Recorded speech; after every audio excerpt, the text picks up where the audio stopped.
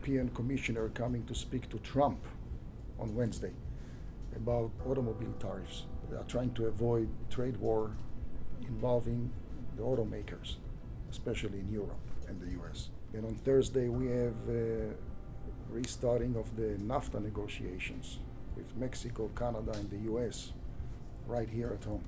So they are coming to talk to us. We're going to close the week with the most important data of the week, which will be the GDP numbers.